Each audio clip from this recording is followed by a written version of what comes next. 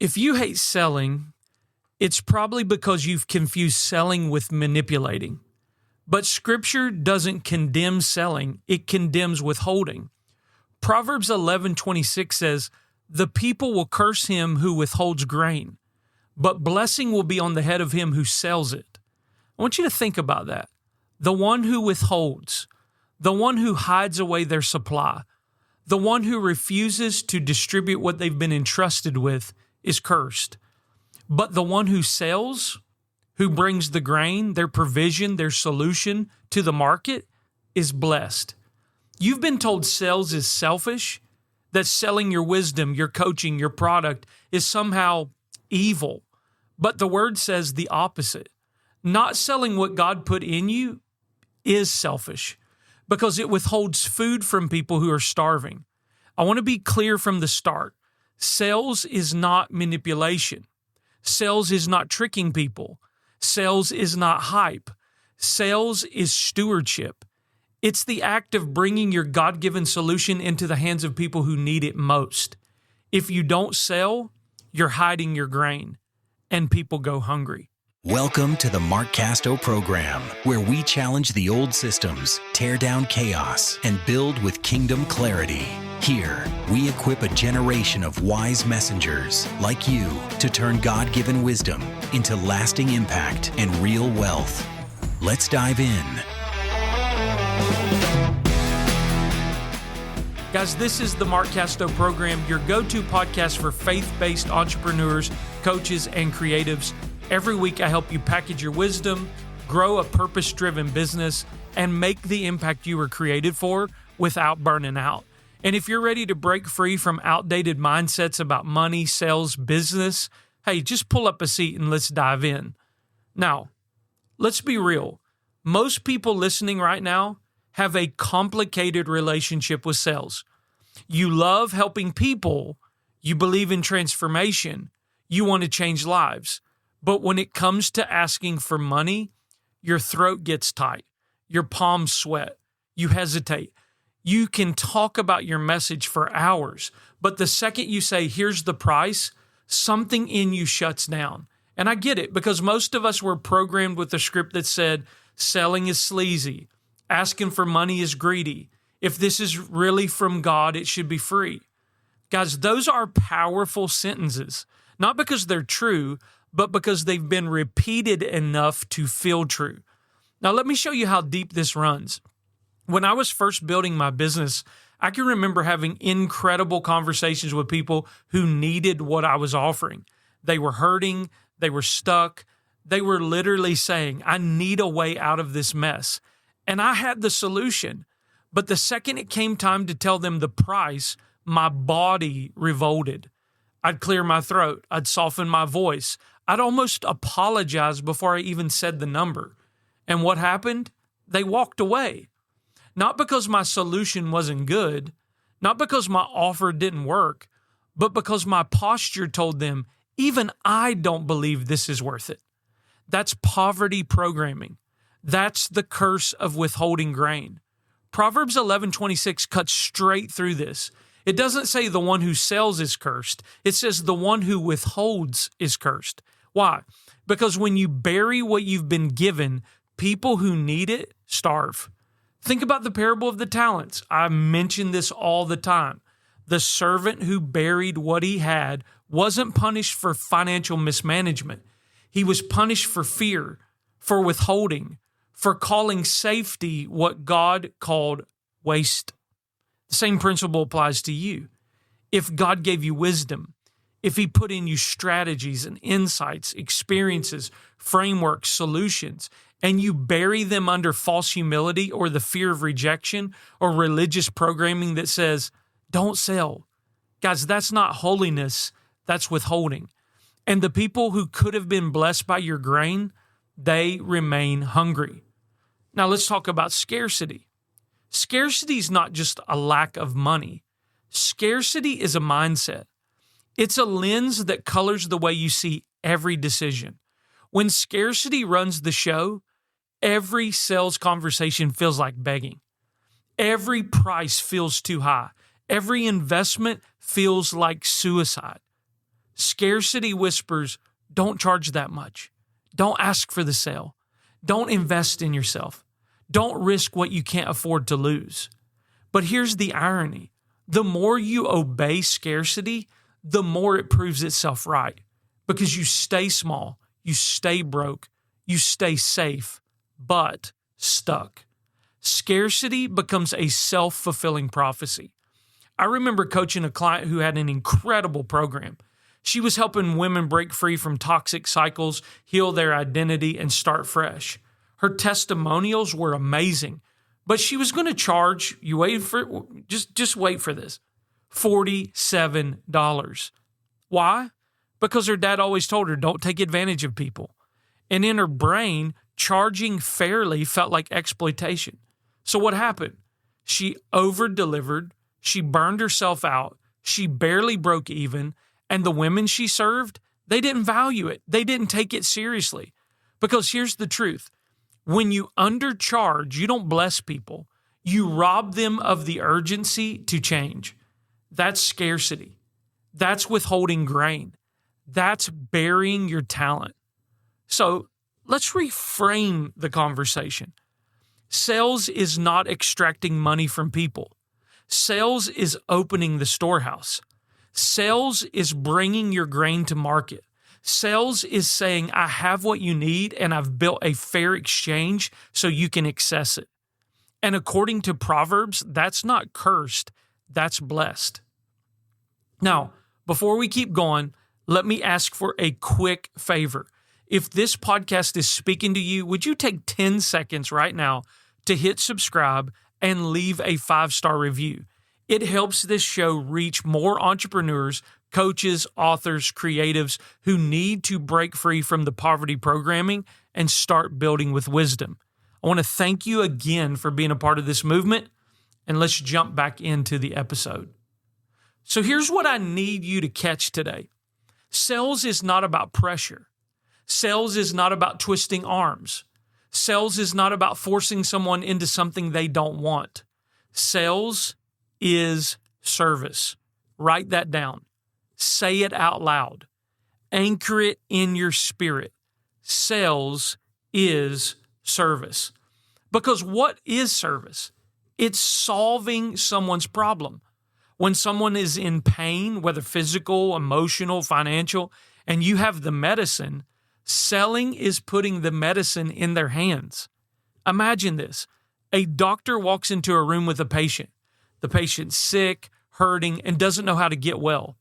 The doctor has the cure in his briefcase, but instead of sharing it, he just says, well, if it's meant to be, you'll figure it out. Would you call that compassionate? Would you call that good? Or would you call that malpractice? See, when you have a solution and you refuse to sell it, you're committing malpractice. Now, I know that's strong language, but I want you to feel the weight of this. Because for too long, people of faith have been convinced that hiding their solution is somehow spiritual. It's not. It's malpractice. The people curse the one who withholds grain, but blessing is on the head of the one who sells it. Now let's look at the life of the Apostle Paul for a second. The book of Acts says Paul was persuading daily. Guys, that's sales language. He wasn't manipulating daily. He wasn't coercing daily. He was persuading. Persuasion is presenting truth in such a way that people can see it, they can feel it, and step into it. That's what sales is. It's persuasion toward a solution. Think about it. Every great sermon is a sales conversation. The preacher paints the problem, sin, brokenness, the illusion of separation from God. The preacher presents the solution, Jesus, forgiveness, reconciliation. And then the preacher extends the offer. Come to the altar, receive Christ, make a decision. We've grown up in this church model our entire life. If you've ever preached the gospel, you've sold. But because the gospel is the highest truth, you didn't see it as manipulative. I can't hardly say that word, manipulative. You saw it as invitation. You saw it as service. So why, when it comes to your business, do you suddenly label the same process, quote unquote, sleazy? You're not manipulating. You're persuading. You're inviting. You're serving. Now let's zoom out. We're living in the greatest economic shift in history. For decades, wealth was locked up in systems that required gatekeepers, banks, factories, universities. But today, we are in what I call the wisdom economy. People aren't just paying for products. They're paying for transformation. They're paying for access to knowledge, frameworks, shortcuts, and experience. That means your mind is your most valuable asset. But here's the catch. If you don't learn how to sell what's in your mind, you'll stay trapped. Guys, I was listening to a man by the name of Dean Graziosi, and I heard him say this quote, and it really hit me. Self-education changes lives faster than traditional education ever could. And guess what, guys? He's right. College might have given you a degree, but packaging your wisdom into a program, a course, a coaching offer, that can give you freedom. You have something, friend, that people need. And in this economy, selling it isn't optional. It's essential. So let me show you what this looks like in real life. Okay? Case study number 1. I worked with a pastor's wife who had years of experience helping women heal from burnout and overwhelm, but she never charged a dime. Why? Because she thought if God gave it to me, I shouldn't sell it. Now, when we reframe sales as service, she finally launched a coaching program. Her first month, she enrolled 4 women at $1,000 each. And do you know what they said? Thank you. Paying for this made me actually commit to transformation. I got another case study here. A young author wrote a book but refused to create an online course because he thought it would feel like monetizing ministry. So we reframed the conversation as multiplying his message. He finally sold a course for $297. Within weeks, men and women from around the world were learning from him who would have never been able to meet him in person. His message traveled farther because he sold it. Guys, another example was a business coach priced his offer at $97 because he was afraid of rejection. He was working 60 hours a week just to scrape by. We helped him build a premium $5,000 package, and at first he thought, no one's going to pay that. But when he finally sold his first client at that level, the client said, I'm grateful you priced this high. It forced me to take it seriously. See, guys, that's the power of selling with integrity. It doesn't rob people. It releases them. Now, you've been thinking of sales as taking, but sales is giving. You've been thinking of sales as manipulation, but sales is multiplication. You've been thinking of sales as sleazy, but sales is stewardship. I want you to repeat that with me. Sales is stewardship. Sales is stewardship. I'm going to say it one more time. Sales is stewardship. And every time you say it, you're rewriting the script. Guys, if this conversation is hitting you and you know you're ready to stop withholding your grain, if you're ready to finally build a business that multiplies your wisdom instead of burying it, I want to invite you to apply for the Wise Builders Creator Academy. For 12 months, I walk with you step by step, helping you clarify your niche, create your offer, build simple systems, and sell with confidence. This isn't a discovery call. It is an application because I only work with leaders who are serious about multiplying. So if that's you and you're ready to build and you're ready to go to work, I want you to go to markcasto.co/academy, markcasto.co/academy right now, fill out the short application, and let's see if this is your next step. All right, let's jump back in. Now let's tackle the elephant in the room, rejection. Most of us don't fear sales because of money. We fear sales because of rejection. Somewhere in your past, you put yourself out there, you asked, you risked, you hoped, and someone said no. And that no lodged itself in your nervous system like a splinter. Now, every time you think about selling from that day forward, your brain drags up that splinter. Remember when they said no? Remember how small you felt? Let's not feel that again. But here's the truth. Rejection isn't personal. Rejection is protection. Not everybody's meant to be your client. Not everybody's ready for your solution. Not everyone is your assignment. That doesn't mean you're unworthy. That means you're selective. Think about Jesus. When he sent out the disciples, he literally told them, if a house doesn't receive you, shake the dust off of your feet and move on. That's sales. That's rejection management. So let's reframe this conversation. Rejection's not the end of the road. Rejection is redirection. Every no makes space for the right yes.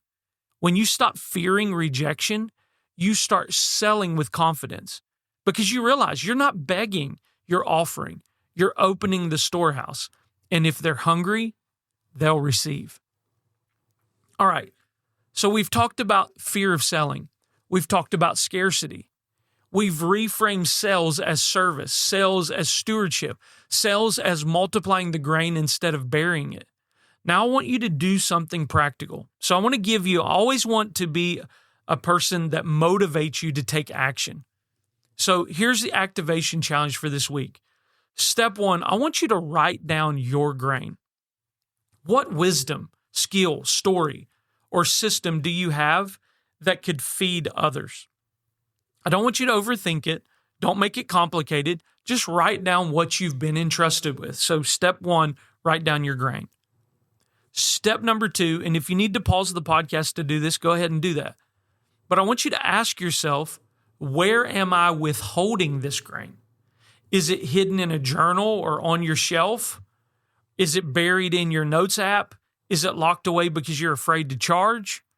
I want you to be honest with step 2. Then step 3, I want you to reframe this whole mindset.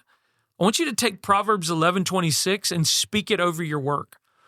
The people curse the one who withholds grain, but blessing is on the head of the one who sells it. And I want you to say it until your nervous system gets the memo. Step number 4, create an offer. Yep, that's right. This week, not someday, not after I finish perfecting it. Take one slice of your wisdom and put a price tag on it and create an offer. And then step number 5, you guessed it. You're going to make the ask. I want you to tell one person about it. Send one DM. Post one invitation. Practice opening the storehouse. Because you can listen to this podcast all day long, but until you act, your grain is still buried. Guys, don't let fear rob you. Don't let shame keep you quiet. Don't let the old script win. And guys, before we close, let me just share something close to my heart. Guys, we're in the process of building Long Path Studios. We believe this is becoming a media hub for kingdom creators who refuse to compromise wisdom for hype and entertainment. This is where we're going to produce podcasts and shows, courses, and content that shifts culture. And you can help us build it 2 ways. Number 1, you can partner with us financially. We have a nonprofit that you can donate to and get a tax deductible at the end of the year. All you have to do is go to markcasto.co/donate. That's the first way. Secondly, join my weekly email list at markcasto.co. Every week I share behind-the-scenes lessons, strategies, and stories that don't make it anywhere else. Both help fuel the movement of wise builders. And I just want to say from the bottom of my heart, thank you for each and every one of you that are standing with us to make this happen. Now, let me land this plane. If you take nothing else from today, take this. Selling's not selfish. Selling's not sinful. Selling's not manipulation. Selling is multiplying. Selling is serving. When you withhold, people starve. When you sell with integrity, people are fed. So stop apologizing for your grain. Stop burying what God put in you. Stop waiting for someone to give you permission to charge. Permission has already been given. The mandate is already clear. Take what you've been given, multiply it, steward it, sell it, and watch the blessing that comes not only on your head, but on every head that eats from what you brought to the market. Guys, imagine this with me. Imagine 6 months from now, you've stopped avoiding sales conversations. You're clear, confident, unashamed. You know your value. You state your price without flinching, and people don't just pay you, they thank you. Guys, imagine the ripple effect of that. Your family breathing easier because there's margin again in the budget. Your kids watching you model courage instead of fear. Your clients walking in freedom because you gave them the solution that they had been praying for. That's the future waiting on you. But it starts with one decision. Stop withholding, start selling. So here's my closing here. If you withhold your grain, people will curse you.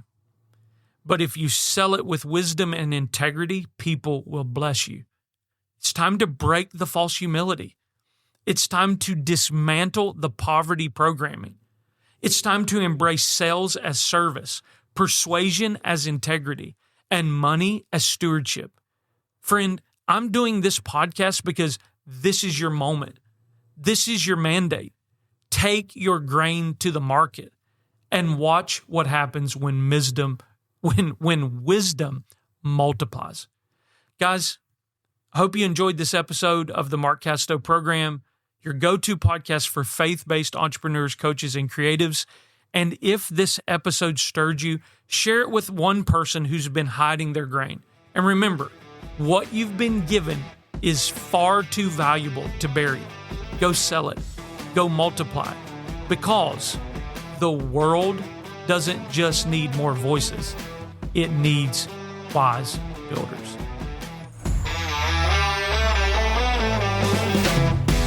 Thanks for joining us on today's episode. If this spoke to you, don't keep it to yourself. Share it with a friend, leave a review, and make sure you subscribe so you never miss the wisdom that's shifting lives and systems. Until next time, keep building with clarity and fire.